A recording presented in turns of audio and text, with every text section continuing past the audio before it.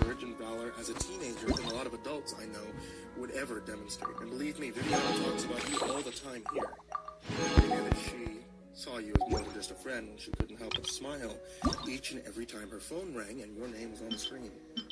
So, here is what I'm proposing. Come back with us. Back to New Orleans. Obviously, we have to run it through the proper channels. Your legal guardians would have to approve, as with the courts, and they'd have to pull you from school. I mean, it's a lot. But look, I heard the way your voice became so down when you were telling us about your old neighborhood. After all you've been through, I know you must be homesick as well. That place you told me about, Walnut Square, the apartment I got us is a couple blocks away. Hasn't even been 2 years since you moved from there, right? Bet most of your old friends are still there. I mean, that would be good. Need to end a few enemies? I think it would be good for you. I guess what I'm saying, son, is you looking out for Viv tonight isn't the only reason I'm inviting you. I can't imagine what it was like to live through what you did.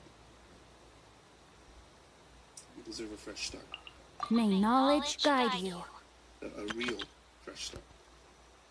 Not out here in Austin with distant relatives. Back at home. I don't know if you and Vivian are destined for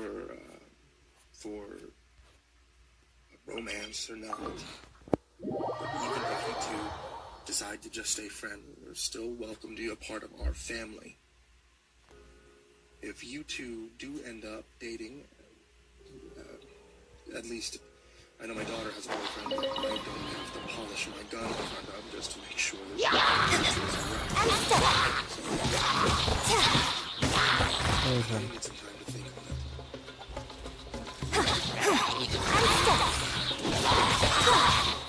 Lou gave a brief smile and nodded with conviction. Whip time!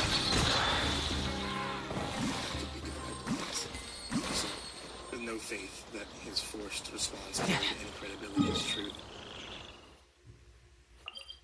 Casper clearly picked up on it. When he spoke again, he did not attempt to sell the idea any further. Instead, he handed Lou one of his business cards and told him that if he was interested in taking them up on the offer, to have his aunt and uncle call him up, and they could begin the process of working it out. They shook hands. Lou hadn't planned to leave so soon when he and Casper walked into the kitchen, nor had Casper intended to ask him to go home. He'd actually considered Viv's request and thought that perhaps the couch was a safe enough place. He trusted his daughter, and after tonight, he trusted Lou. Hung in the air now. Both knew exactly what it was. Lou clearly was not going to take his offer to come along with his family to New Orleans. Lou himself had no intention to even ask his aunt and uncle about the proposal. He had his reasons, and as much as he desired to spend more time with Viviana, he knew this was not the time to return home. Hey, Casper began. I will mention the to Viv as we decide. I don't want to get her hopes up. No time to lose.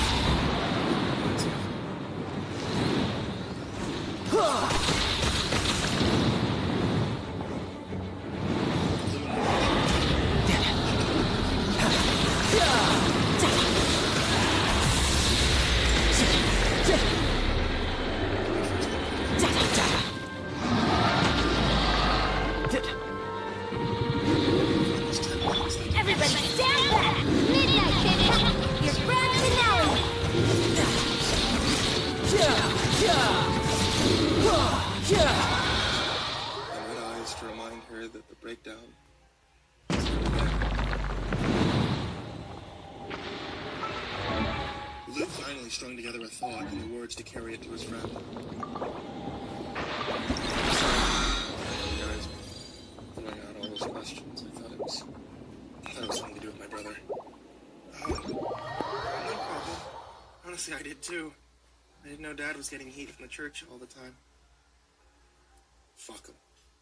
I hope they bust that pastor really soon.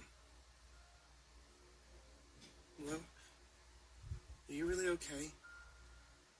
With all the stuff we've been talking about? He sighed. I wanted to talk to her about this, but with the emotions being so new, he wasn't quite sure how to say what he wanted to. I'm always okay when you're around. I mean, even if we're surrounded by idiots with plastic knives. Really, I thought that I was getting over it. Telling the other kids at school would help a lot, and I'll always owe you for that. Don't forget the book title, too. She added, finally with a tone of voice. Waste to the wicked!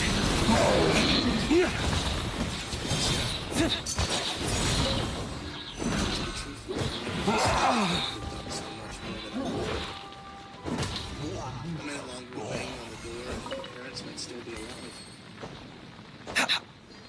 Jeff, I've forgotten how. A minute more of knocking on the door, and who knows? Maybe 6 people wouldn't have died. I don't know. Sometimes I write these wild little formulas, maybe.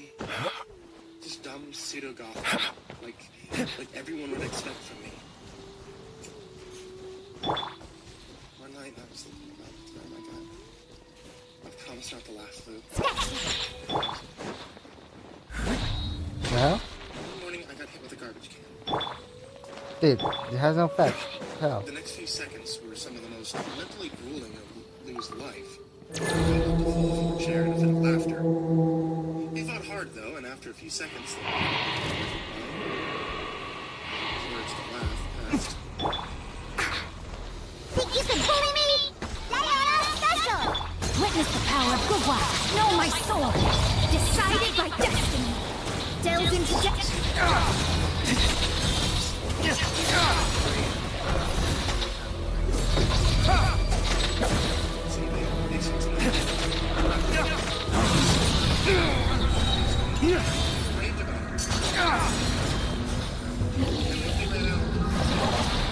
So one night I decided to set my alarm for 3 a.m. and just pedal down there and wait.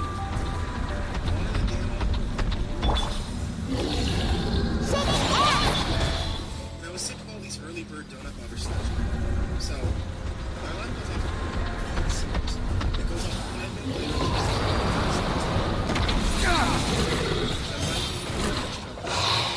Typical routine. I get on the sidewalk. Trash collector was to just.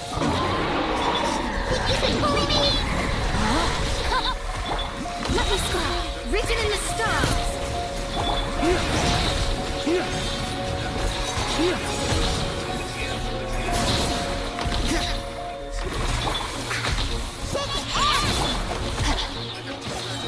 Grim cutter. Look at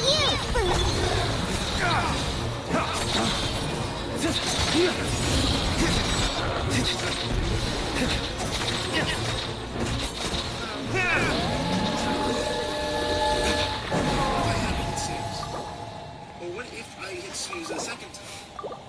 Every impulse in my body was telling me to do it. Would have been somewhere else when I got to that part of the sidewalk. The trash can that ensured I'd never throw the discus in the Olympics would have still been full of trash had I skipped the snooze. Or it would have already been empty if I hit it again. But then I started realizing that I could trace it back even further. When my alarm went off, Saturday morning, is some pastry really worth torturing myself into clothes? Had I not gone out that morning at all, I too could be in a totally different place right now. Or my bike. I had to pump up the tires on it the night before. Something I would have done sooner, but my dad broke out our air pump. It just happened that someone threw one away a couple of days before in the dumpster behind my dad's gallery. He noticed it there, and when he saw it, it still functioned. He brought it home. My dad only went out to the dumpster to run to the trash because his clerk called in sick that day. So had my dad not brought the pump home, I wouldn't have been able to fill my tires, and that also would have changed everything. Let me try. Alright. Just went along with it. Diving back deeper and deeper, and finally I googled the history of a little bagel shop. It turns out that the two original owners... Midnight Phantasmical. Go at it! strike is one!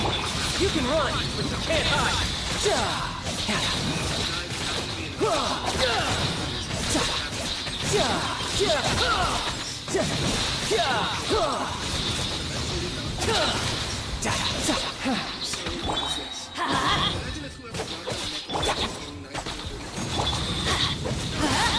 Adventure time!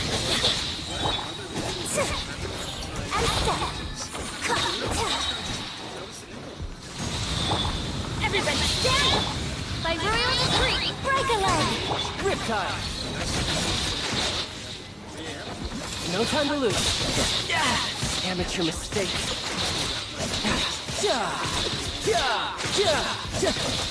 Who's next?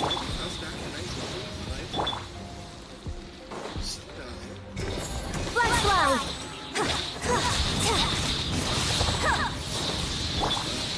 Let's light it up!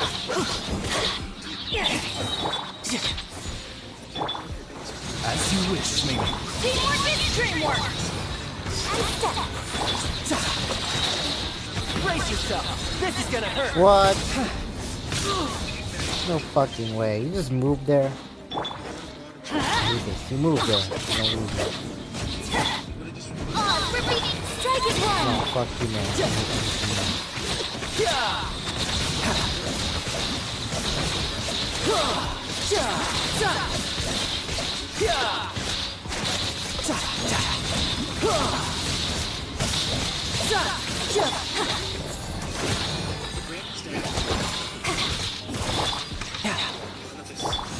Midnight Phantasmagoria!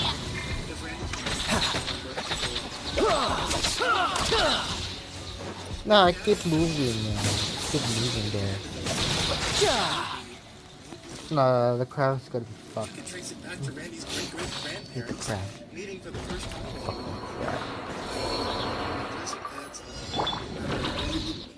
Shit, these guys are fucked. Let me read you. Decided by destiny. Delves into death. Race to the wicked.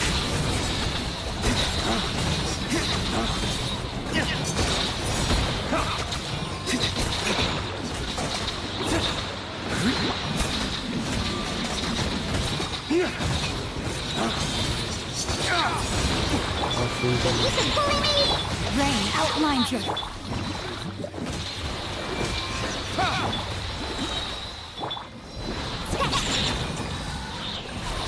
Now your wicked fate is upon you. Shadows of fate. Race to the wicked.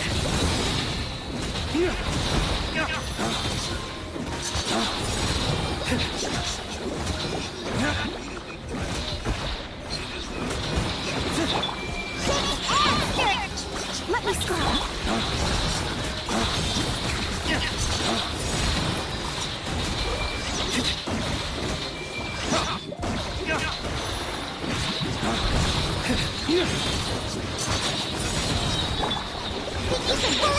Rain cutter. Written in the stars. Flames. Purge.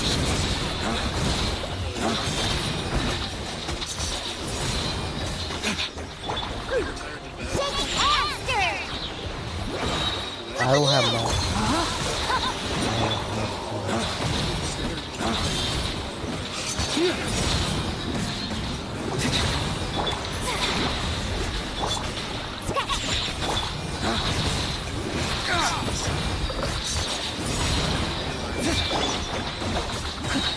Let me read you a book decided by destiny.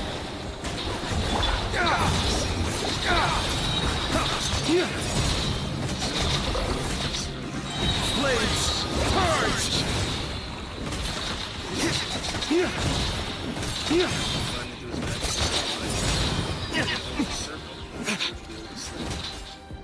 Yeah, I don't have that. No. No, what the fuck? No, my soul. Who's just shooting me? What is that? No, fuck you. Now your drink. Witness the power of the one. Think you can bully me? Fate is upon you. Cool, bud.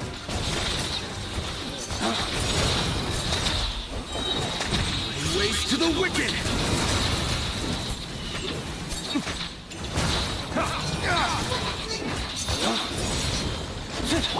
Rain outlines your fate. Written in the stars. Skill. Skill attack. Oh shit.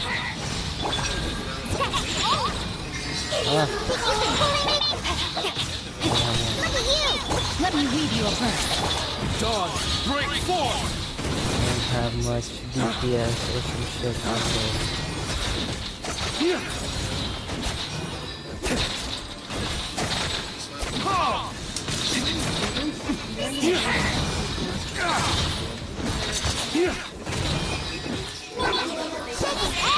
Quiet. Not now. Shadows of fate.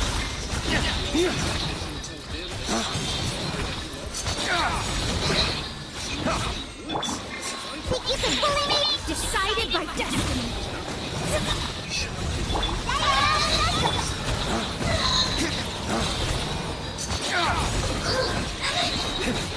Dawn, break forth!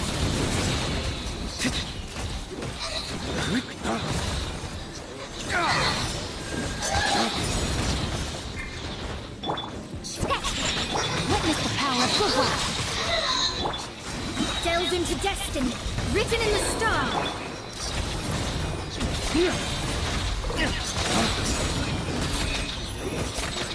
He sat up and struggled to focus his unblinking eyes on the digital clock on his desk. When he couldn't see the time, an immediate cocktail of regret and panic rose in him. It was after 3 p.m., late into the afternoon. Lou fumbled about his nightstand until he found his cell phone, and he was further horrified to see that he'd failed to charge it the night before. It was dead.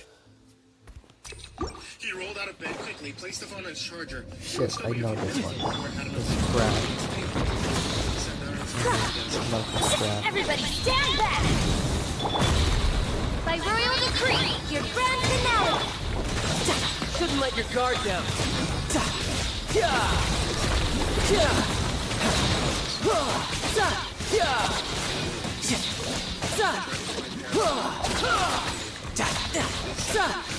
Who's next? Flags up! Unleash!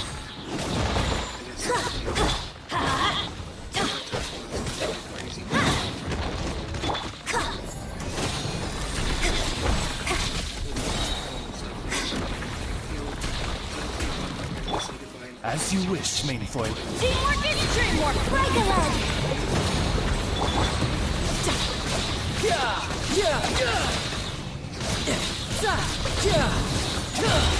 Brace yourself. This is gonna hurt.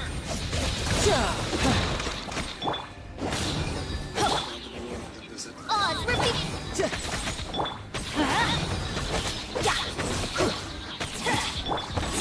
And step!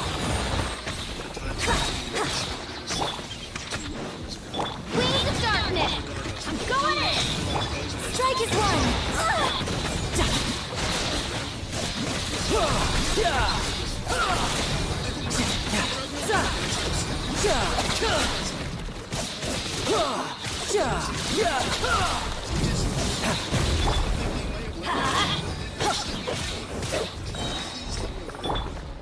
And step!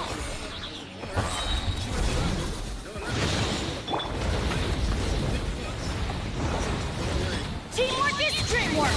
Let's light it up! By royal decree, your grand finale! You can run. Can't hide. Tidal wave.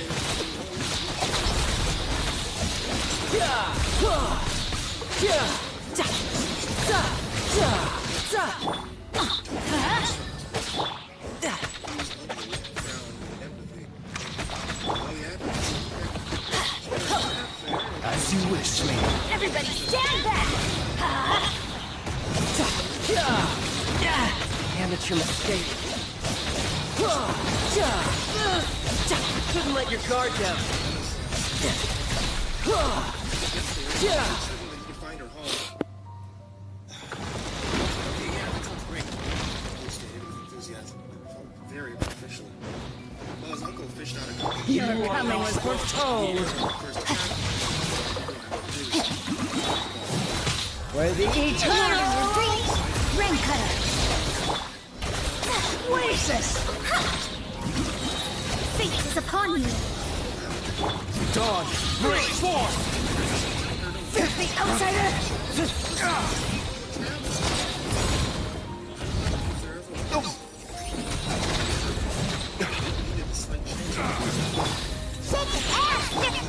Let me scrub.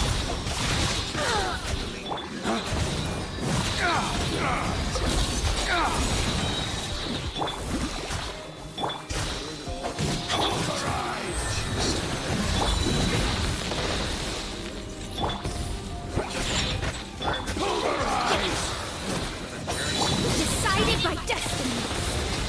Delves into Lay waste to the wicked!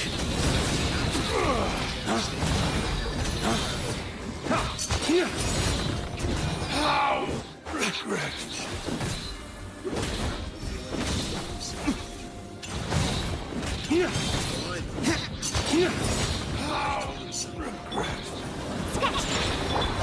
Let me read you a verse. Know my soul. Let me in. Let me scribe.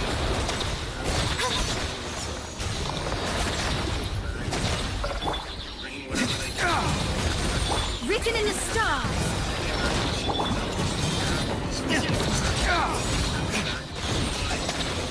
Smile, growing more radiant. Think you can bully me?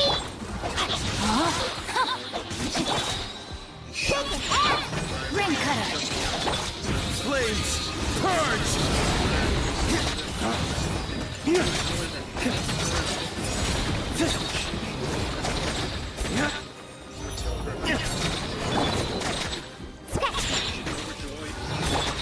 Know my sword.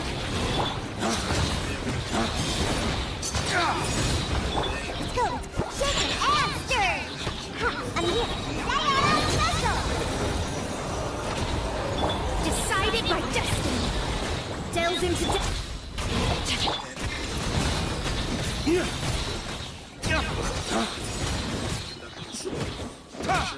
Nah, no problem. Let me scrub.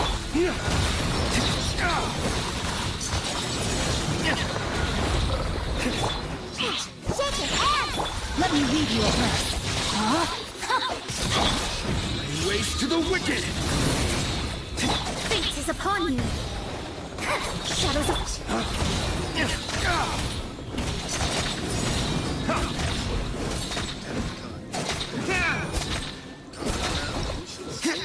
Pretty when you get there.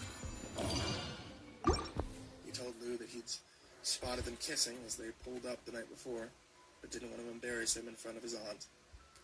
Lou thanked him for his discretion, though he was sure that his aunt saw too, and was met with the same wink and smile. No time to his lose. uncle always employed in discussing. Care for a dance? Dance with me!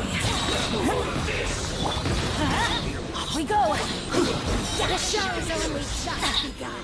Teamwork is dreamwork. Let's light it up. Oz reveal. Strike is one. Unleash. Catch this.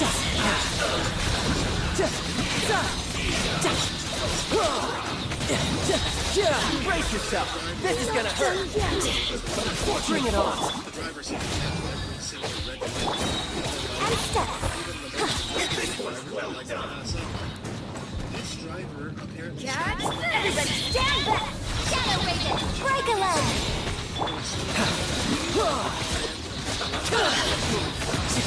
At least you were here to watch.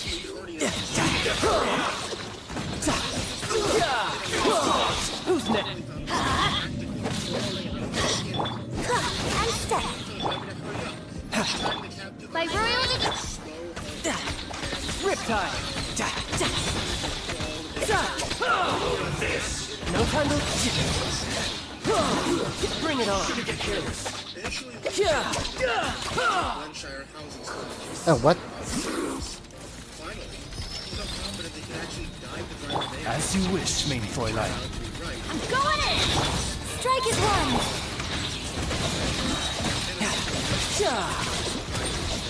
Shouldn't let your guard down.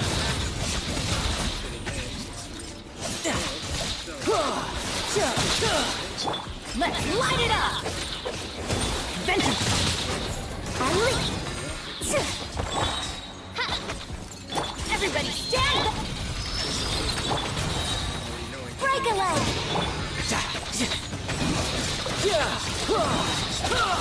Watch yourself.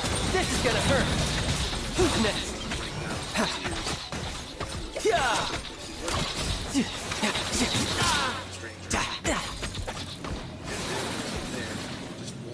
Midnight Phantasmagoria. around his folly of oversleeping. Just call for another cab and go home. After paying the cabbie, Lou began the brisk walk to his What the hell? They didn't kill that thing. Rain outlines your fate. Look at you! Witness the power of the wild. Delve into destiny.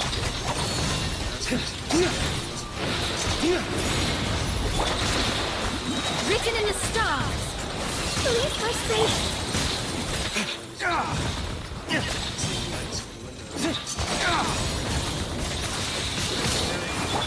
Think you can bully me? Let me scratch. Dawn, break forth!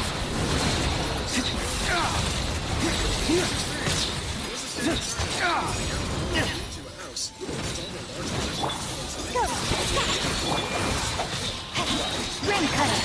Fate is upon you.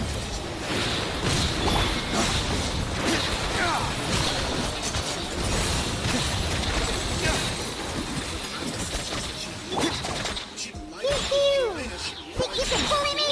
Yeah. Shadows of... No, my soul. Waste to the wicked!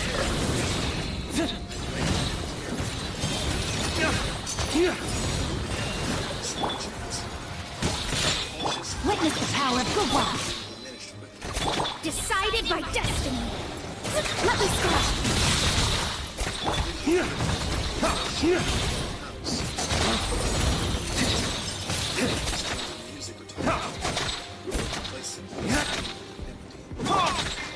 Delve into depth.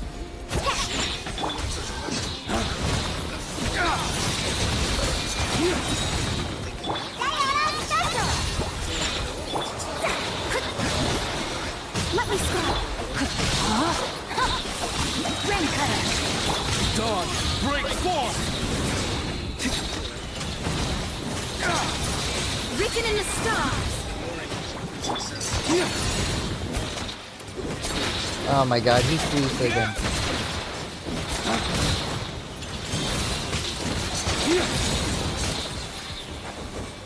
It's me, Lou. Think you can bully me? Rain outlines it.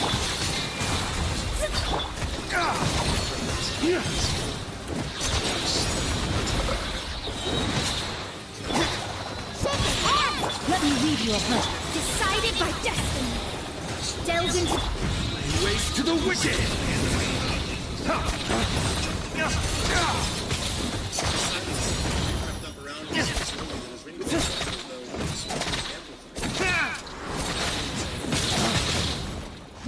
Mine took no time to indulge in the fantasy that perhaps she's upstairs or in the backyard. Instead, he just hit the top Oh, yeah. for a miracle. Viv, hey, believe it or not, I'm actually at your... Her voice frantic replied. I know, Lou. I started getting these weird videos. Look, you have to get out of there. You're in danger. What do you mean? About 10 minutes ago, my parents and I started receiving these weird videos. Someone out there, they got our information or something. They sent us a video of them walking around in our house, looking through our things, and then just a minute ago, I received a video from them. Here, I'm sending it, but don't stand there and watch it. Start calling for help or something. Lou was far too enraptured both in the story and in that sense of safety that anyone standing outside on a clean street in a nice neighborhood with adequate sunlight to follow the good advice that Viv was providing. He did back up a few steps, but the front yard was empty, and he was sure he could hear a lawnmower nearby. The environment simply defined safety. His intellectual mind could seemingly not move forward unless it was assisted by real fear. As he waited for the video to start, he asked the most important question he could imagine. Viviana, you and your parents are ready? Her voice was very more impatient in response. Yes, Lou, we're almost to the state line. Are you looking for help? Are you knocking on doors? Come on, Lou, the video, you're watching. Lou looked back to his screen and suddenly the fear came fast and without mercy. The video Viv sent him showed a replay of the last 5 minutes of his life. The video, which appeared to have been shot from across the street in a cover of bushes, was Lou, walking towards his house. He watched himself slowly approach the porch, saw how he'd slowed down in reaction to the open door, and watched as he climbed the steps and eventually began knocking. The video cut off at that point. He raised the phone back to his head, finally intending to turn and run to the next house, following the same game plan that he'd devised the night before to bang on doors and scream. "Did you call the police?" he asked her. The voice from behind him, almost secure. "They'll never make you in time." Before Luke could turn, he was struck in the head. He didn't know what he recalled the strange sensation that came with the blow. He realized, in a thought process that felt very slippery and difficult to follow, that he'd dropped his phone. He watched it drift slowly to the ground. He felt his knees buckle just slightly before blacking out.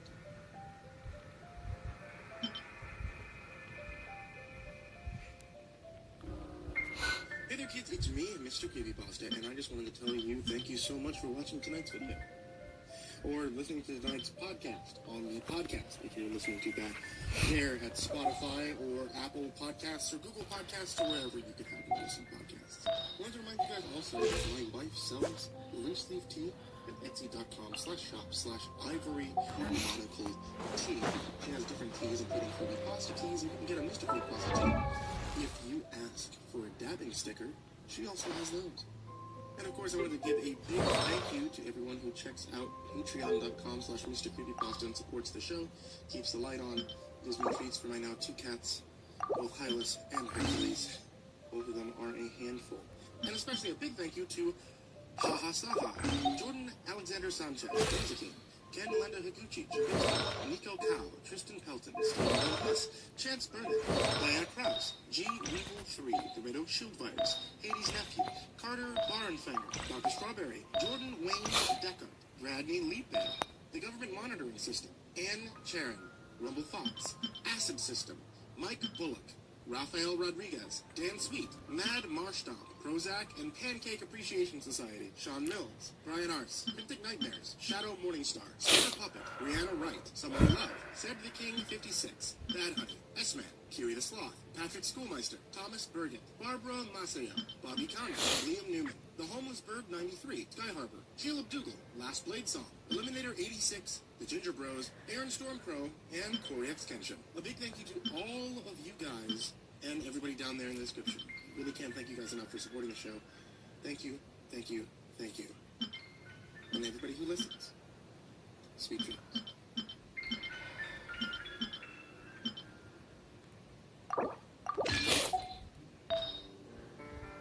I'm Lily Madwip, and my life's a beach. We're falling through space.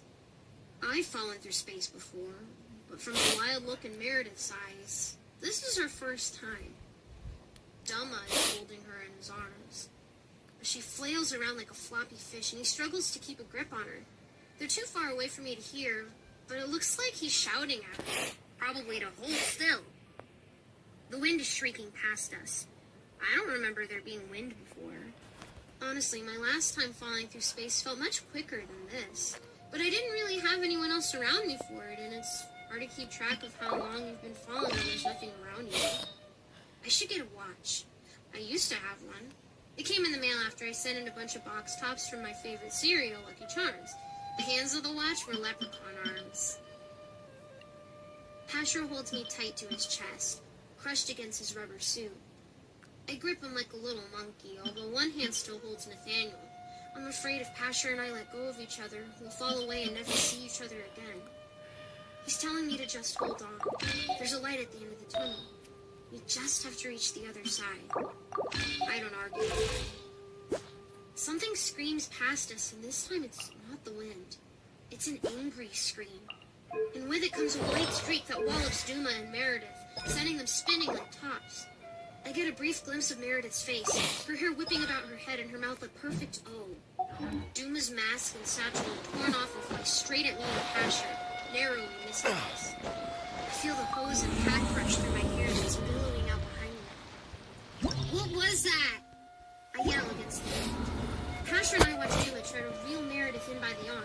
With his goggles and breather off, I see his face. It's a grim mask. His eyes are empty holes, as black as the space falling through. His nose is little more than just the bridge, and he hasn't got any lips on his mouth. Just the gums and teeth. He reminds me of Skeletor from the Masters of the Universe cartoons. Meredith sees his face This too. is destiny. She starts screaming loud enough to challenge the wind. She kicks at Duma, possibly confused as to whether it's the same person he was holding at My this moment. experiment. I can see will Duma trying to succeed. say something to her, probably calm down, or it's just me, but I don't think calming people is one of Duma's gifts. I wonder if they have an angel for that. Abaddon appears nearby. His body is stiff, arms at his side, but as he starts to pass us, he spreads his arms out and it slows him enough to fall at the same speed we are. Are we even falling? Falling suggests there's an up and a down, and I don't know that there really is here. Maybe we're just in a big wind tunnel. Abaddon shouts something to Pasher, and Pasher nods. Samuel, he whispers to me. I see it first. A dot of fire hurtling straight in our direction. The white streak burns through an empty void around us, this time aiming for Pasher and me. Pasher grips me in his arms and twists, rolling away from it. It screams past us, and in doing so I see what it is. It's Samuel. His face twisted in anger, his white suit shredded, and a massive pair of shiny metallic feathered wings come out of his back. We look at each other for that 1 second I can see him before Pasher's body moves between us, and then Samuel is gone, screeching into the blackness like one of those harpies I got back at the library. Oh, Maybe harpies are just female angels. Oh shit, no. Pasher pushes me from his chest, and I squeal in confusion. But just as his hands let go of me, I feel another pair grab me from behind. Abaddon. He's got me now. Pasher rolls away, and I see the back of his outfit has about 7 or 8 ragged tears going up it. Exposing his back. Some dark liquid is running out. Let me heal first. Enhanced animal module 75. Witness the power of Gugwa. Know my soul. Ways to the wicked! I reach out for it, but Abaddon punches me against his chest. Be still. You can bully me. I see Duma and Meredith still struggling off in the distance. She's trying to kick him in his No time to Skeletor lose. face. I don't blame her. If I saw that pulling me toward As you it, wish, I'd try to Main kick it in the Going in. Fate is upon me. solid heel back. Let me She scratch. doesn't react to anything. Couldn't let your guard Keep down. trying to pull her. No. Samuel, No, you can move there, man. Yeah. That's this off. I don't know how he's gonna Shadows of odds reveal thyself. What? But not again. Move it. What are you... happy to say that he looks nothing like Duma with his creepy Skeletor face. Pasher looks like a normal person, but his skin is like a marble statue. His eyes burn with light like diamonds catching in the sun. When he looks at me, I have to shield my eyes. Things are kind of intense, though, and I end up punching myself in the face. Animal test 60 It wheeling. looks pretty Stay clear. stupid and thin. Swirl. Marbles. Hand in your dream. Huh. Sure, Rob. Let me read you a verse. Rain outlines your Dawn, break forth! Stop hitting yourself. You're a fool. Spit out wide the right, slowing him with parachute. And Samuel slams it into two of them. I don't know why it doesn't Animal look test fish 60 anymore. wheeling. No, it's not fish oil. Absorption test.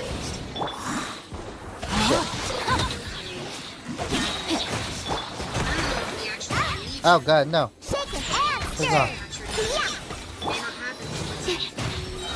Animal hyperspace. Diana special. Time to act. Ring cutter.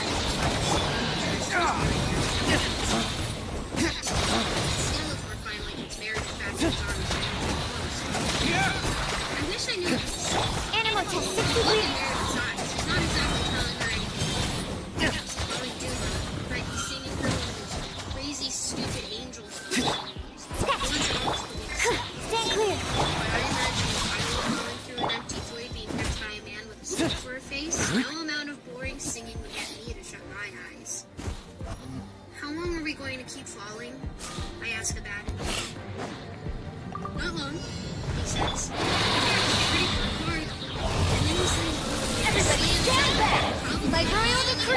Written in the stars.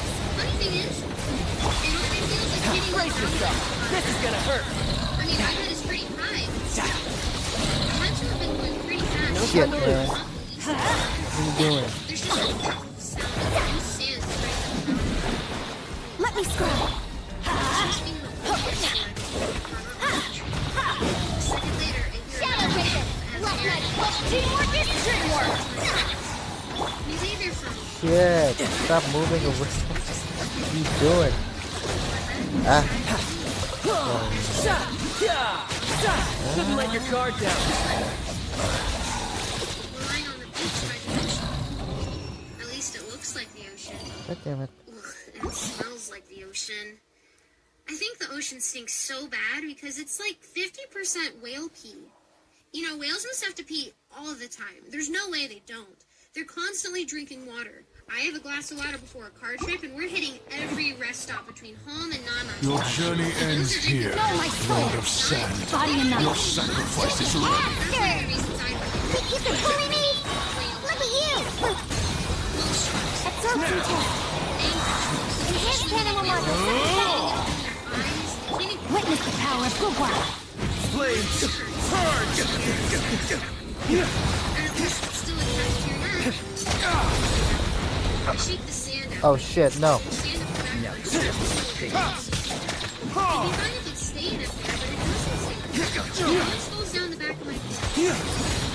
I reach up and brush it out before saying, Stand clear. Animal test 60 feet. Flames, purge! The go- She asks, is this heaven? Heaven doesn't No leave you time with to sand lose. in your butt crack. I mean, maybe it does, but that doesn't seem like my idea of heaven. It's a beach. Meredith points out. I'm going in. Oh, reveal thyself. Oh shit, no, no. You missed something. Decided my destiny. There's a big Shadows of fate. it looks like a jacket. This is gonna hurt. Bring it on. Outside it, clouds As you wish. Written in the stars. Teamwork is dreamwork. the sky, looking down at everything and everybody. If I saw Lisa Welch, I'd rain on her. Then I'd go to sleep up in the mountains where clouds go when they're tired. Sometimes clouds don't make it to the mountains, especially out west where there aren't many mountains, and then they go to sleep on the ground, and that's when you get fog. I sit up and look around. The beach has lots of driftwooded seagulls. There's one seagull in particular who is eyeing us and doing some sort of seagull dance on the sand. It's leaving seagull footy prints all over the place. I wonder if it's tapping its feet in Morse code or trying to spell something with its footy prints, but I'm probably giving it the credit it deserves. It's just a seagull. I'll probably learn someday that it was spelling hello. Meredith rolls over and tries to brush off the rock.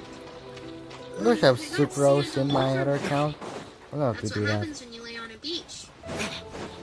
She gets up and tries to shake it off like a dog. I look away to keep some of it from getting in my eyes and mouth. Abaddon and Duma are nowhere to be seen. Did they just drop us by the ocean and leave? Well, that kind of seems like something Duma might do. But a turtle in the pasture would just leave me with someone who just drops me and leaves. Abaddon? I call. A seagull answers. I don't think it's Abaddon, though. I look at it for a moment to see if it does anything angelic. But it just starts pecking at some white goop on the ground. I don't know Abaddon that well, but I don't think he would eat goop. They went back to help Passion. Nathaniel says through his totem. I look at it. It stares at me with its melted face. They're inside the veil. The tear needs to be mended from there. They can't patch it from your side. That's like trying to sew a bullet wound shut from inside the hole. Can't I fix it? I ask. I'm the one who tore it. I can hear him chuckle. You're a knife, not a stapler. Right. Just wait where you What do you want from me? Tokyo is on the way to fetch you both. He goes quiet. I shake him to see if he's got more to say, but I don't think he actually feels it wherever he is.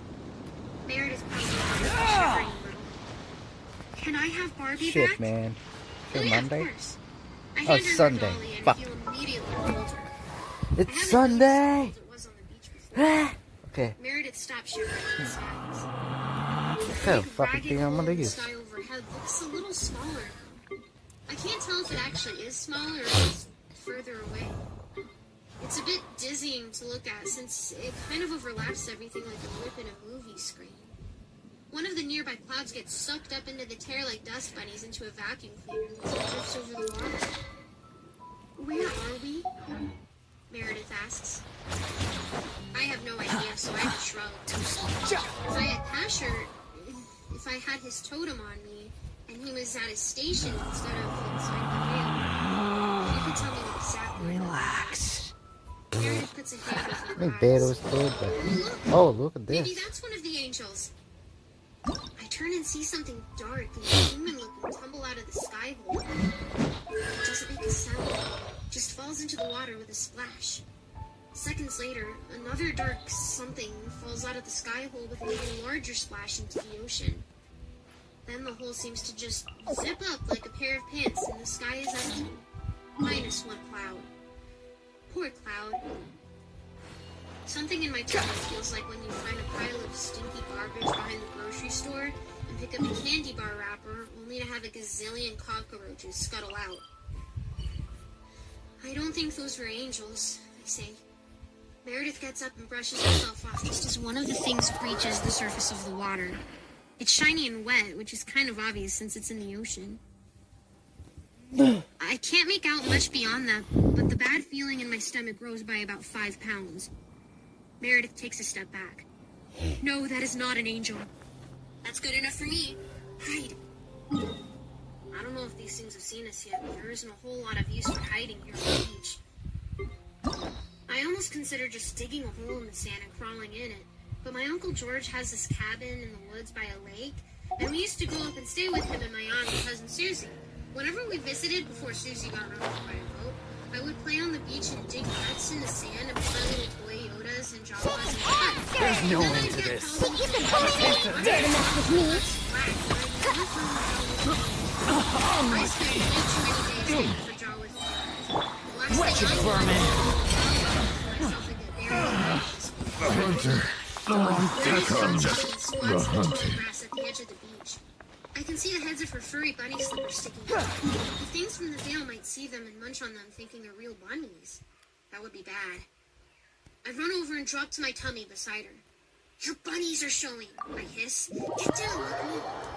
We lie in the tall grass together My just as bunnies. the first thing comes lumbering out What? of the water. It looks like a person who is trapped in a house fire with crispy black skin. It almost reminds me of Officer Flowers, after Meredith burned her alive. Or when my aunt left the turkey in the oven on the wrong setting on Thanksgiving. Thinking about turkey makes me kind of hungry.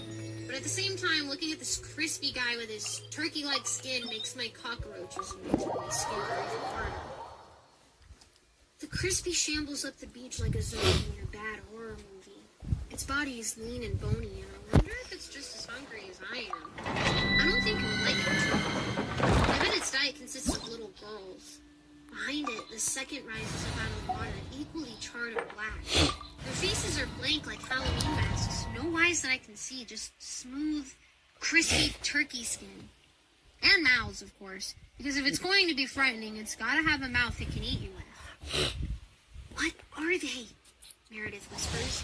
I put a finger to my mouth. Oh my fucking heck. Because I'm hoping the finger signal is enough. For all we know, these things might have super sensitive hearing, and even our whispers will be distorted.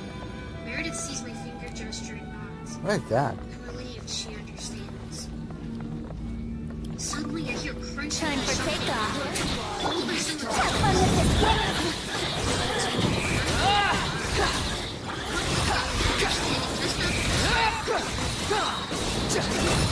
Upon the gale. Know your place.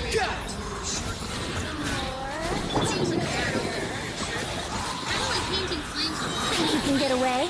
I already don't like the time. You pulled me in right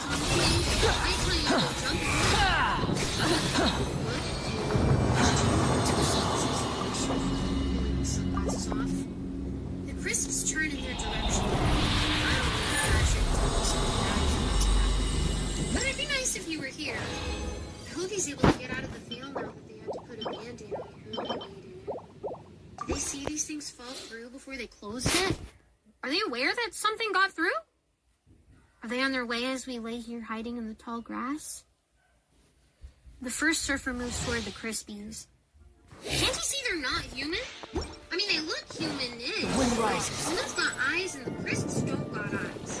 Are you two okay? Follow me. Maybe he just genuinely can't see because his brown hair is so Here's shaggy. the storm. You handled your dream. Swan Fury.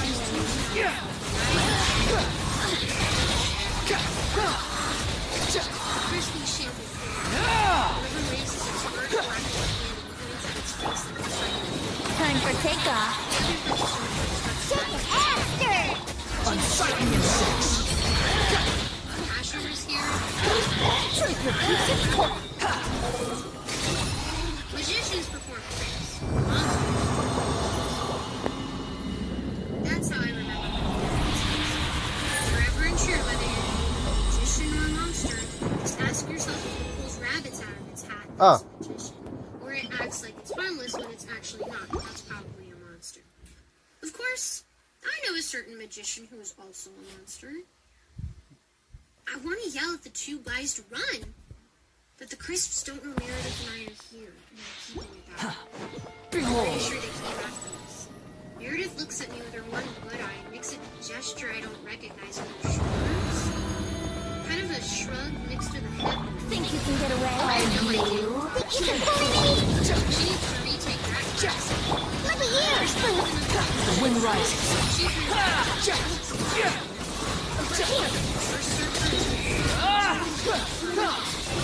You dare to gaze upon me?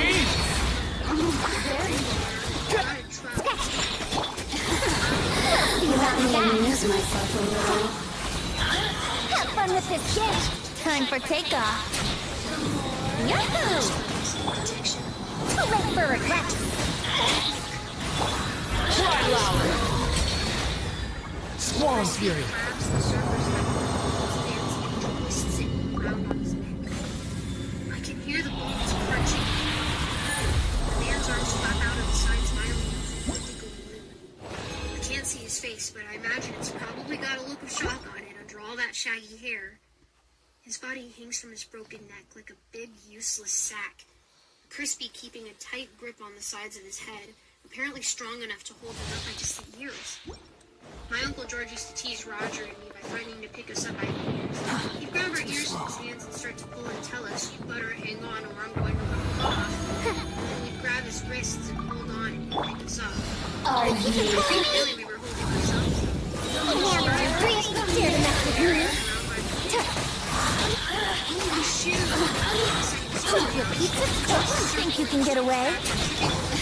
Behold.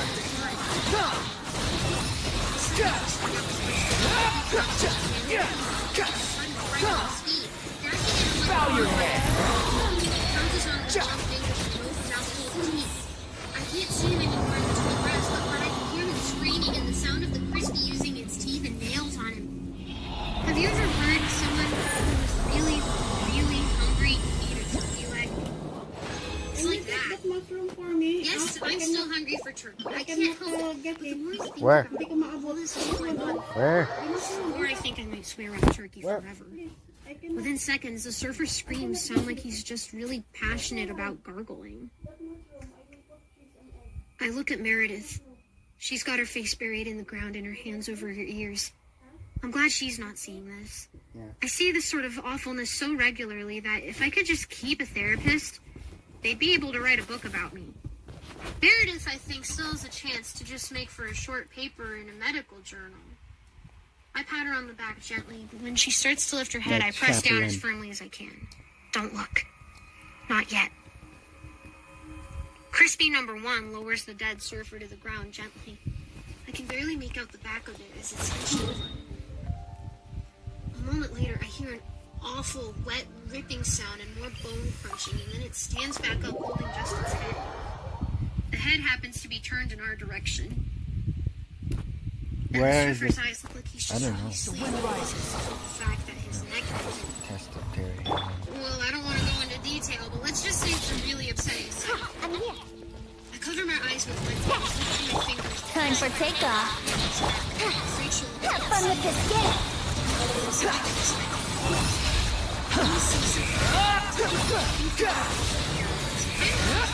Search for it. Search for it. Hey, Lily, I look for a car ride with my dead brother, summoned a butterfly. Brace yourself. Through the hole in the sky and watch the Look for a rest. define the second circle gets back. Think you can get away? So yeah, that was something unexpected. Dare to mess with me? My speed comes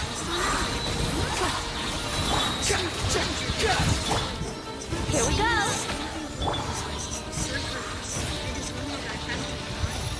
Other than that, he seems Think you can bully me? okay. Truth repeats itself. Unsightly insects. And I really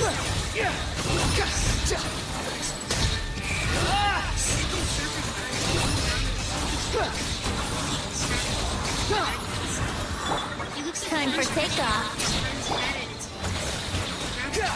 Hold.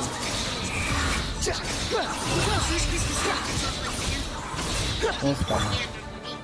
Brace yourself. You heard that right. There's a hand sticking up out of its neck stump.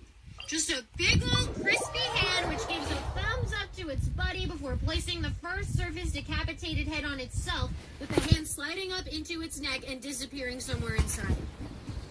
Ugh! I want to take a moment to say that I do not see anything. I really want to, because as Lisa Welch would say, what the F? The first super sleepy eyes similarly roll around in their sockets. Imagine a hand inside the head and going through things like puppeteers, getting everything adjusted until it snap. The eyes forward, winks, then turn to look at its buddy again. Both crispy straps are out of sight. I look tense. All I can hear is the out of the rats. The first one stands up finally after a couple minutes, now wearing a dead surfer's wetsuit. We can do this. So, the second Crispy reappears a moment later, also dressed in a surfer's Come clothes. on. We can do Try it. not to think about those communicate headless corpses lying so very close to where Meredith and Movie, says Crispy number 1, now fully disguised as the surfer. He seems to have trouble working the surfer's tongue and lips, just moving the jaw up and down.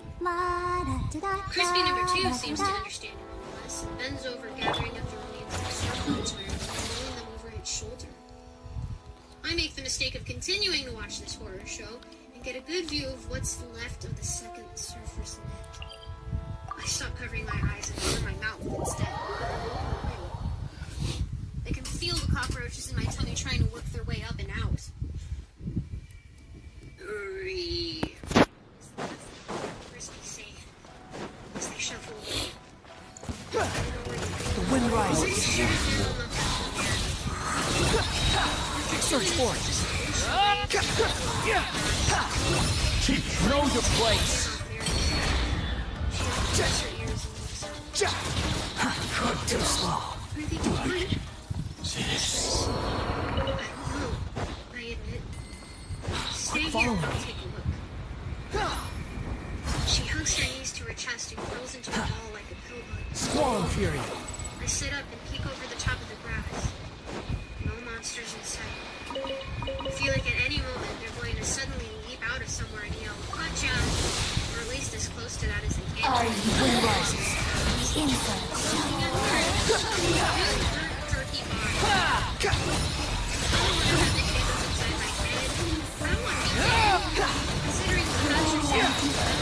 Cry loud.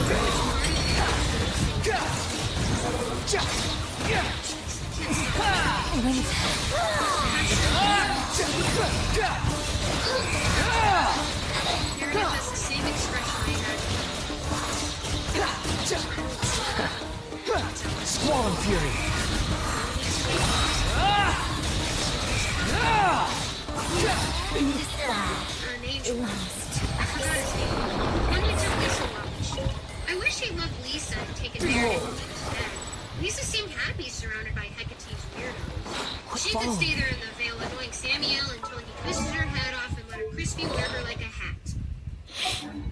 We sit there together in the high grass, huddled close and waiting to either be found or murdered, found and rescued. I hug Meredith because she's Too slow. extra weak Follow about me. her children. Wretched vermin. Something Swallow fury. How amusing. Upon the gate.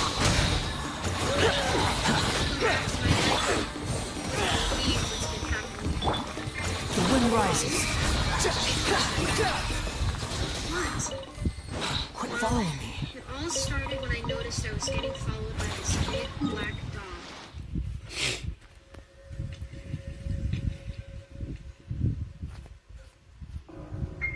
Hey there kids, it's me, Mr. Creepypasta, and I just wanted to tell you thank you so much for watching tonight's video. Or listening to tonight's podcast on the podcast, if you're listening to that there at Spotify or Apple Podcasts or Google Podcasts or wherever you can happen to listen to podcasts. I want to remind you guys also that my wife sells loose leaf tea at etsy.com/shop/ivorymonocle-tea. She has different teas, including creepypasta teas, and you can get a Mr. Creepypasta tea if you ask for a dabbing sticker. She also has those. And of course, I wanted to give a big thank you to everyone who checks out patreon.com/Mr. Creepypasta and supports the show, keeps the light on, gives me treats for my two cats, both Hylas and Hercules. Too slow. Both of them are a handful. And especially a big thank you to Swallow fury.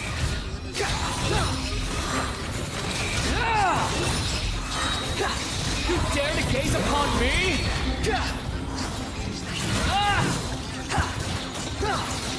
Quit following me.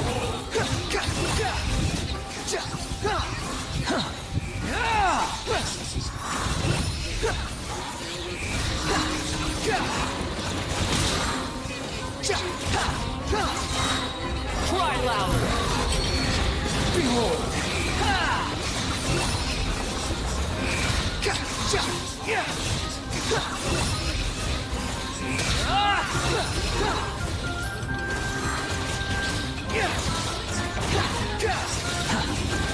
The wind rises. Quit following me. Thank you. And everybody who listens, sweet dreams.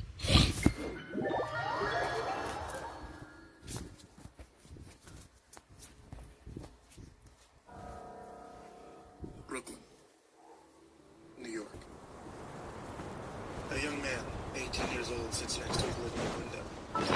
He's gazing distantly out towards the city streets, watching as strangers walk by.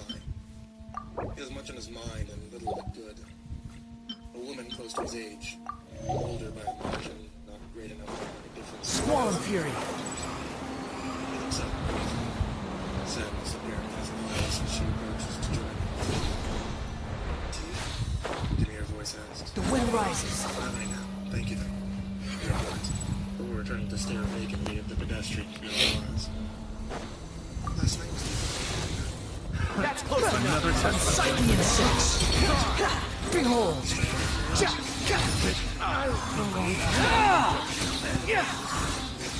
Happy to oblige. That's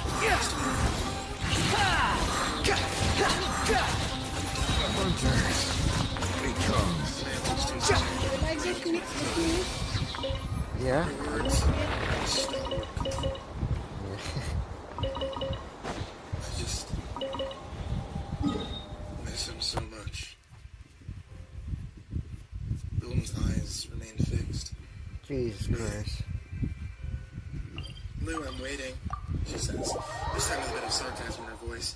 A smile was threatening to form the corners of her mouth, which would spell disaster at this exact moment. After a moment of almost palpable effort, Lou Wood is released wind a lower rises. sigh, and his mask of misery was quickly replaced with a brief smile of his own. Shit, sorry, Jess. I just can't cry on command. I told you this before we wrote this out. Jess is alone. too slow. Both Lou's girlfriend and self-appointed director of public relations let herself to chuckle. Wretched vermin. Squall and fury. Search for it. Search for it.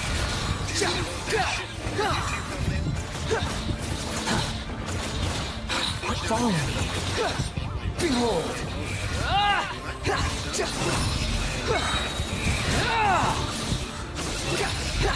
Bow your head.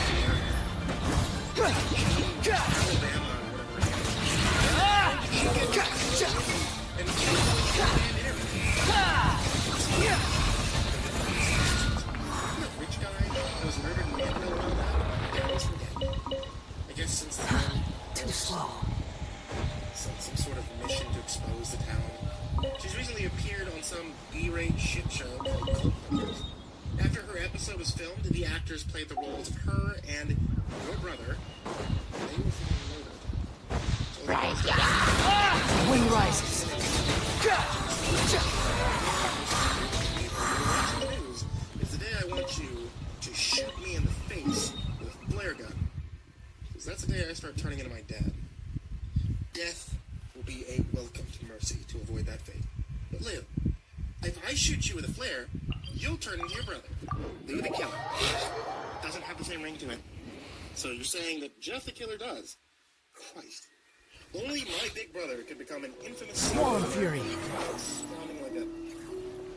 Fuck, I don't even know. We dance like Michael? Could be just a thriller. Doesn't go now. Starting a routine that he and Lou came up with right after they started dating. Yeah, and if he calls you over to watch Netflix, you can call Jeff the Chiller. If he holds up the moral aptitude of a community, he'll be Jeff the Pillar. Damn, woman, why are you so good at this? Wind If rises. he's a pilgrim, he'd be Jeff the Miller. Wait, if he worked for the IRS, he'd be Jeff the Pillar.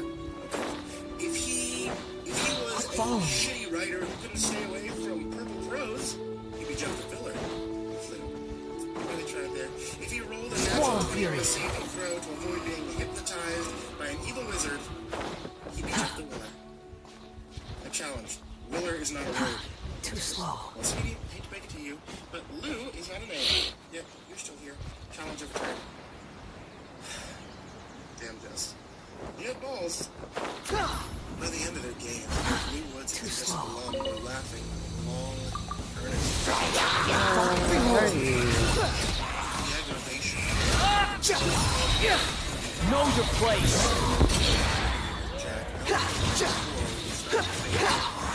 You're still doing it. The wind rises.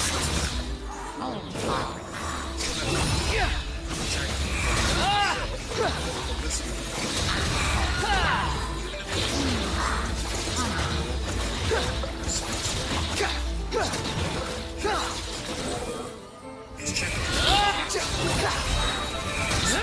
Jane, Alabama, or whatever. To come and lap up the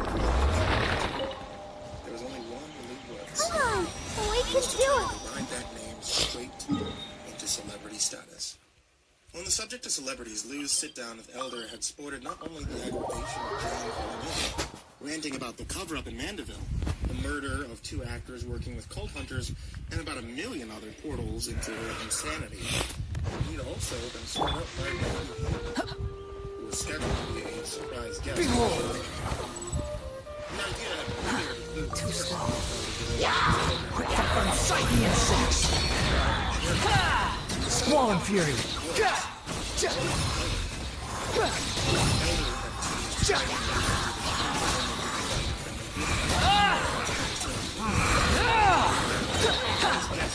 Wretched vermin. Behold.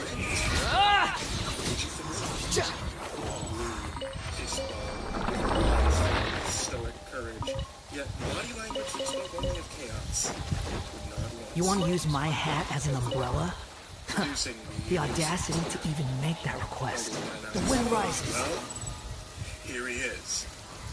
At this point, Randy would nervously walk onto the stage, hat in hand, Too slow. shoulders shrugged, as he finally Too faced slow. one of his victims in person. They were tall. They would tackle hard and emotional facets of their past. Prepare to be blown away. The hug, the scene, the family. Forgiveness from Lou. Healing from Randy. It was Randy's bonanza. Oh, shit. Is this an answer from this world? Show. Though Lou hadn't have spoken to him. Swallow Fury. Elder's production team had assured all the audience that the legendary bully from Mandeville, son of tyrannical swindler Maxwell Hayden, The wind rises.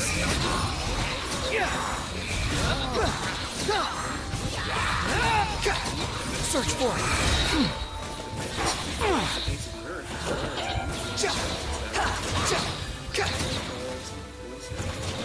Cry louder. Behold. How amusing.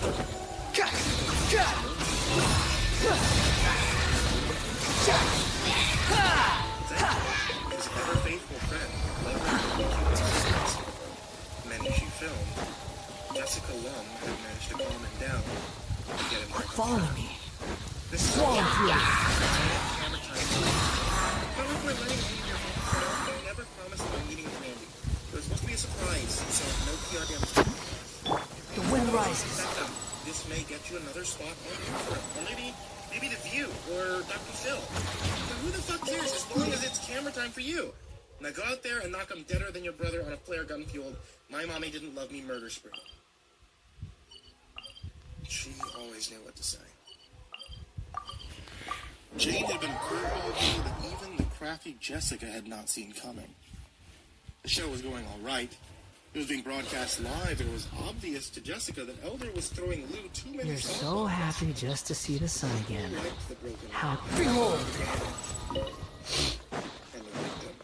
and the victim. All of that was slow. fine and dandy. But Elder was lingering too much on Too slow. Swallow Fury.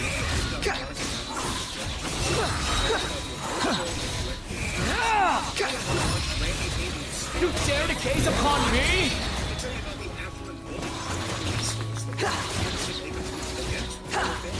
The wind rises.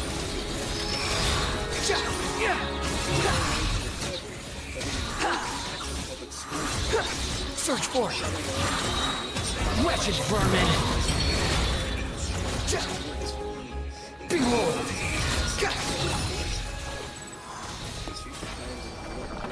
Before Elder could eventually, if he ever would have, shift the interview into new territory, though, Jane Arkansas had called in. She'd ranted about the issues that were still going on down in Mandeville. The death of some police officer with a goofy-sounding name. Jessica couldn't even remember it, but she recalled that it rhymed. The death of two bit-part actors who appeared in an even more bit-part cable television program hosted by king of all bit-parts, Swallow Fury. Reynolds, and a slew of other horror stories suddenly took over the entire show. Jessica held back rage as she watched Lou, who also appeared to be holding back the urge to scream. Sit across from Elder. Here. Suddenly, as if she was being called on the phone by Elder, as Lou only sat and tried to nod. Here. Worthless. Here. Boring. Disappear. Worthless. Not the 37% of the entire hour-long presentation. In the end, Elder likely put her on the line with his scheduling people to try to get her spot on the show. Jessica, not happy. Get this them afterwards, as they both turn to better living through chemistry, user angst, and fellow debacle. It turns out that the cable network that carries Cult Hunters isn't going to air that episode now, at least not until some time passes and the two actors are buried in more. Does this little Jane bitch really think she's fooling anyone? Her opportunity at the limelight was canceled, so she had to steal yours. Fucking asshole. This is why girls hate each other. Lou, who had been using a credit card to mill through a white powder, a powder that not only decorated a portion of his living room table, but also was dotted faintly above his upper lip and right above his nose. Nodded. Cry louder. Behold.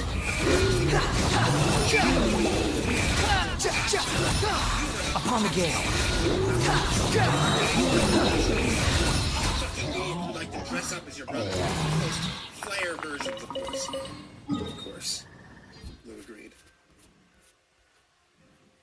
Anyway, she moved into your old house. Like that. Said, fucking idiot, then came over and burned the damn place down with, going by the internet at least, the intention of cooking Miss Arkansas inside. She'd been tied to a chair. Swarm Fury. Rescued her at the last minute, apparently shooting the attacker. Wretched vermin. He escaped. Little Jamie was rescued and got to see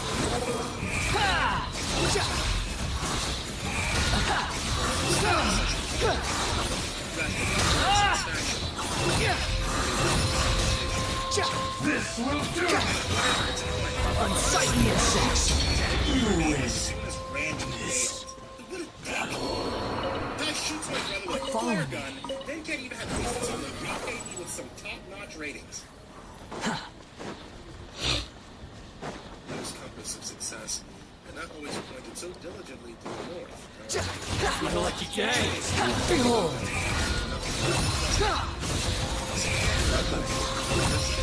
Search for it.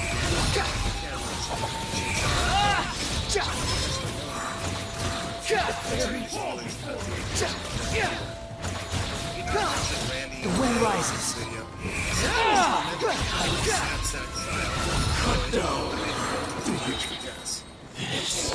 That was the sad, broken, the humbled survivor, grieving orphan, and the ultimate beacon of sympathy.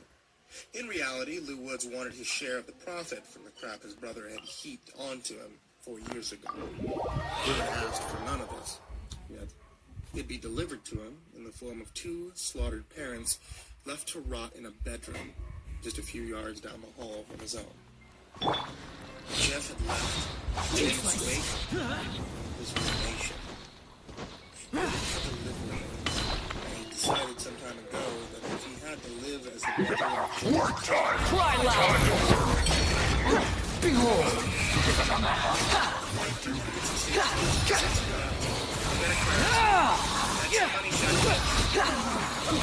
That's far enough.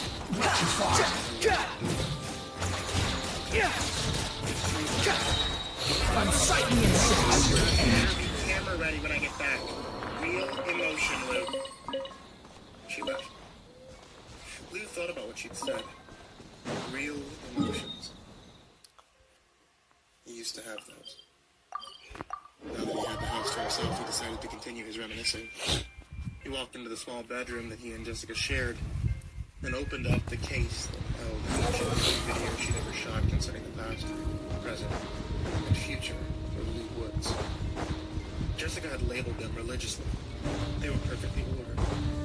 Lou found the video that he wanted immediately. Frozen. The wind rises.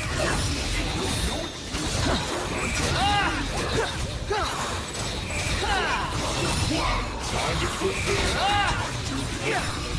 Upon the gale.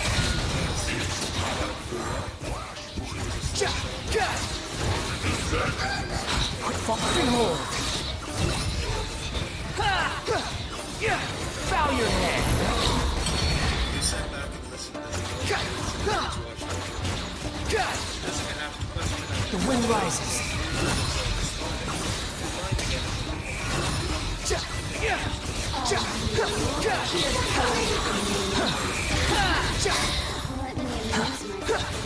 Quick fall.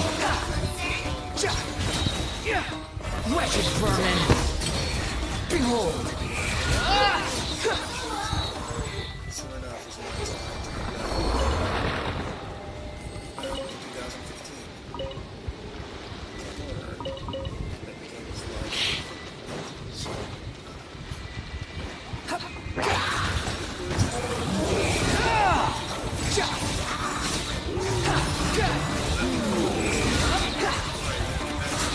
How amusing. Know your place. That's far enough. Ready, steady,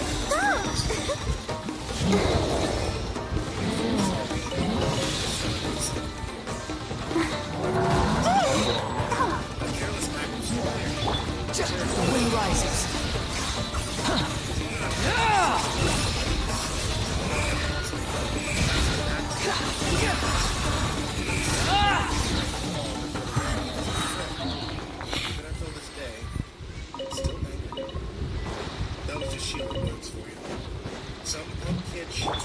flare gun.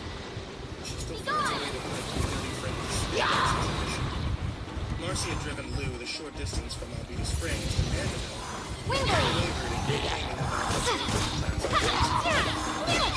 Nephew several times that her car was old.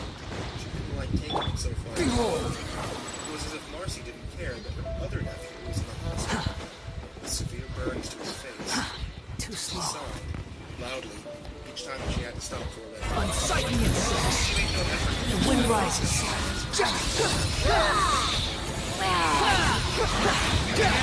How amusing.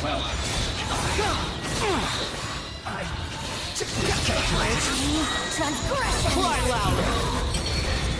Quit following me. I'll protect us. Yeah. Once they finally did arrive, we were immediately bolted to the car. I still recalled seeing Jeff lying in the bed with his face wrapped Winter, like these. shall we venture? Marcy caught up eventually, and she and her sister began to talk in hushed tones. Matt Woods only sat and stared at his son. Lou saw that his eyes were red. His father had cried. At the moment, Lou allowed himself to pretend to be a child to one of his parents.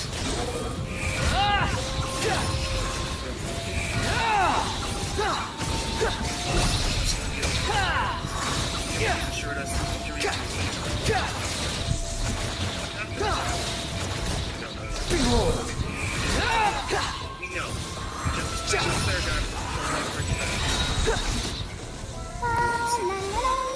Tears, but he didn't feel the same level of empathy. He had a theory that Sheila's tears were more likely caused from the embarrassment of having her son injure himself. She was likely far more concerned about being labeled a bad mother than having her firstborn. Quit following me. Then it dawned on him. What friends? He and Jeff hadn't made any friends. Wretched vermin. The wind rises. Upon the gale. Upon the gale.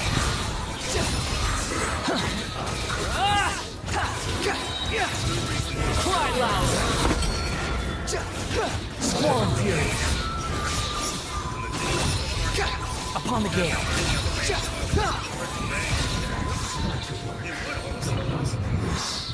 Dismissed it, though, believing that such an act was far too outrageous for even his parents to come up with. Quit following me. It was Randy Hayden along with his friends. He was always trying to talk Jeff into putting that flare gun away. But why would he be so... Lou felt his own breath growing. Although this was not related to the same shades of blooming insanity that Jeff's had recently become. Despite his age, Lou was no fool when it came to the methods and thinking of his mother. The wind Imagine a rises. scenario in which Jeff and Randy would become friends so quickly, although he did have to admit that it was possible. Still, something in his mother's tone, the way she defended the 3 pieces of shit that had costed her child barely a week ago. Something was there that Lou didn't like or trust. Why was Jeff hanging with her? Lou let it be. Matt said patiently. No, Dad. What really happened over there? I told you what happened, Lou. Sheila snapped. Let's take a walk, Matt said, and led Lou out into the hallway. Dad, I know you work for Hayden. I know our fight caused you some problems, maybe, but why was Lou there? Is Mom telling the truth? Lou was waiting for his father's typical reaction. Stress, annoyance, and dismissal. So when his father began to engage his son's The wind rises. Lou was almost as shocked as when he'd first seen Jeff's condition. Too slow. Behold. They continued to walk. That's home. Lou, we're not going to know what really happened in that garage today until Jeff wakes up and gives us his side of the story. They say that Jeff shot himself in the face. Squall and fury. But that was based only on the information given by these little bitch assholes. I also couldn't help but notice that at the same time, Williams came to our You even house want this? was also investigating this incident. cops covering for Randy and his friends. I know, son. Believe me, it was almost impossible for me to stand there and listen to him scold you and Jeff about not locking up your bikes, as if that was justification for them to ride on. If you know all of this, then why did you let Mom send me to Marcy's? And you still haven't told me why Jeff was hanging out with Randy today. Were they really friends all of a sudden? Or was there something else? Behold! Jeff and Randy were friends. Your mom and his mom were trying to smooth things over. Too slow. Pause from that woods. No, I won't lie. Your mom wanted Jeff and The Randy wind to rises. because the Haydens are important people in this town.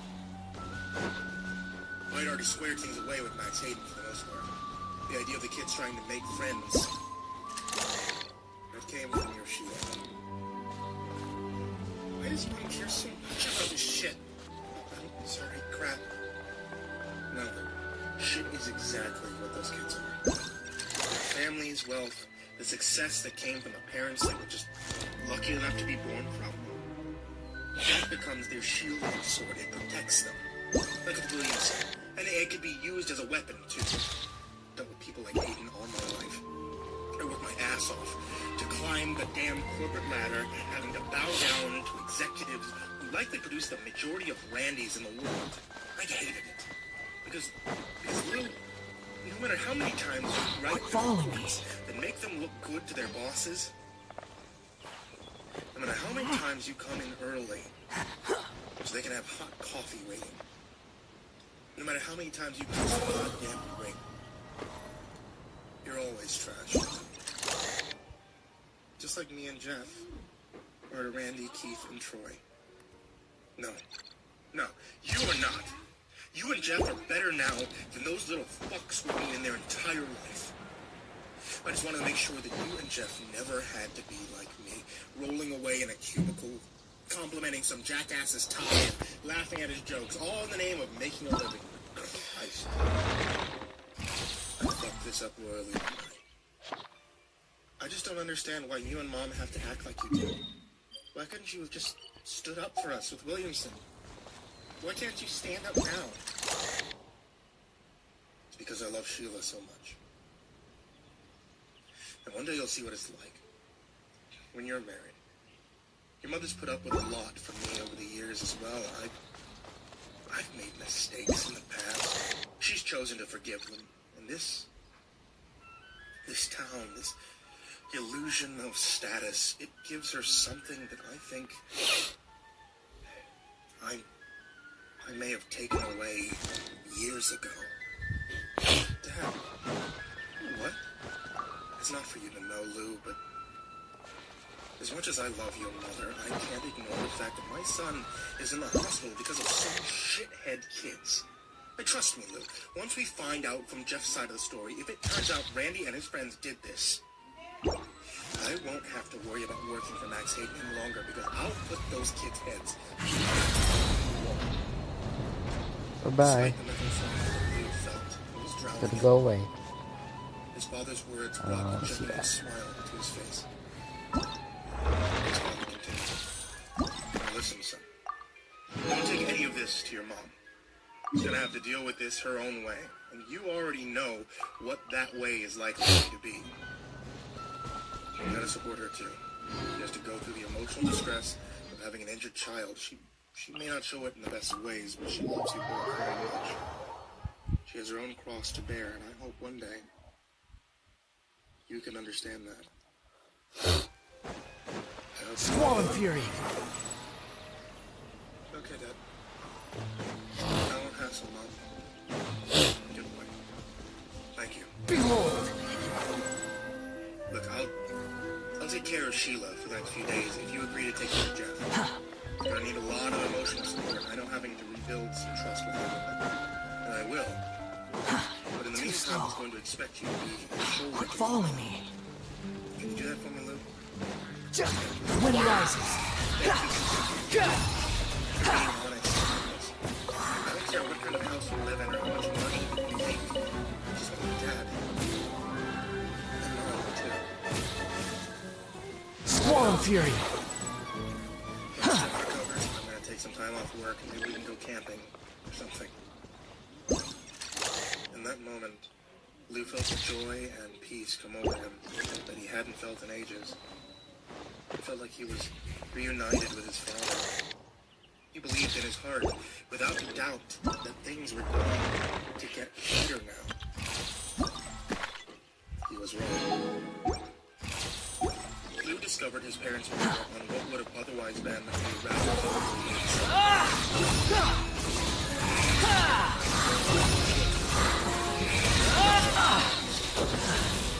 You dare to gaze upon me? At the time, the assumption was that he was kidnapped by whoever murdered Matthew and Sheila.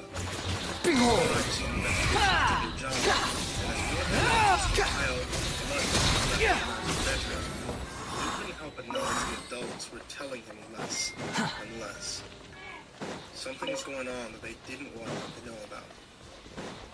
Lou was temporarily living with his Aunt Marcy, who, by the grace of God above, had rediscovered her ability to express compassion and empathy. He stayed secure We can do it! and said very little. He was being interviewed almost immediately by police detectives, and based on their questions, he started to Wind rises. So your older brother waking up his name was Detective Hardy. Too It was slow. his first night back in the hospital. He was acting strange. Swallow fury. He's just been through all the Quit following me. injuries, so I sort of... Too slow. I understand that. You've been through a lot of traumas, right? So you mentioned that you tried to bring his behavior up to your parents earlier that night. So that Jeff was making you nervous, is that correct? I mean... Quit following me. Looking at his face and saying weird stuff, I thought he might be... Wretched vermin! Behold! He was tired, though, and he didn't want to talk. So tell me again what he said to you the last time you spoke. He said that I was free. That I'd understand in the morning. Oh man, do you guys think... Do you guys really think, Jeff... What I think, Lou, is that you lived through something really horrible, and you're being quite brave in helping us. You're a very strong young man. This investigation is just starting, so we have to explore every possible avenue. No one is accusing your brother of anything.